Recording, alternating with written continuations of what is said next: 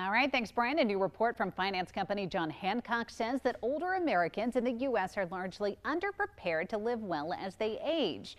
The report says the most problematic areas for retiring seniors were seen in areas of care, housing, finance, and health. Of the 8 indicators studied, preparedness was the lowest scoring indicator.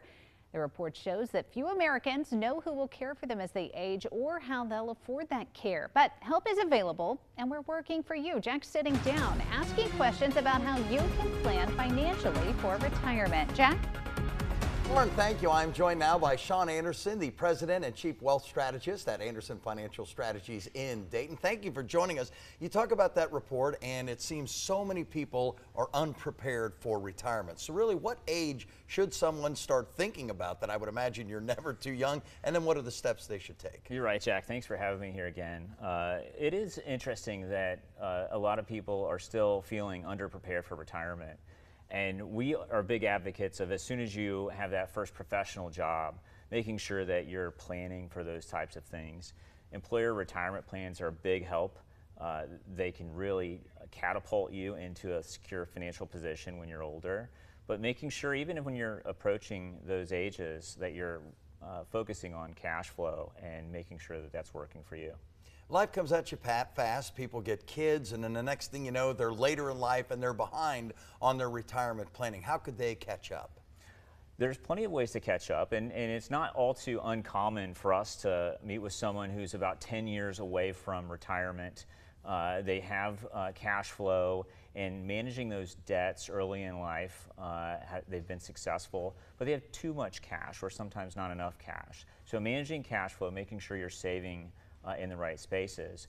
But all too often these days, when some folks are looking to catch up by being too risky in their investment strategy, we can see that really blow up someone's plans. So making sure you're disciplined, taking advantage of those allocation models that are potentially available to you in your retirement plan. Yeah, Shon, talk about Social Security a little bit. We see programs slash. How can people prepare for what help they may get from Social Security? And do you see those programs continuing to be slashed? That's $1 million question, especially with the government shutdown and a lot of financial focus in Washington.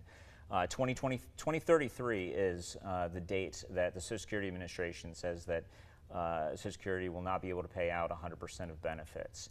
Now, for our clients, we advise clients, anyone that's 55 and older, Social Security is probably going to look very, very similar. However, for those of us that are 55 and younger, there does need to be some changes to support the system. One of the advantages, or one of the tools you have available when you're trying to catch up for retirement, is delaying Social Security, which you get an 8% lifetime increase for each year that you delay. All right. Well, thank you so much for joining us. We know it's an ever-changing landscape. Shon Anderson, the President and Chief Wealth Strategist at Anderson Financial Strategies of Dayton. We always appreciate your time. Thanks for stopping by. Thanks, Jack. Appreciate it.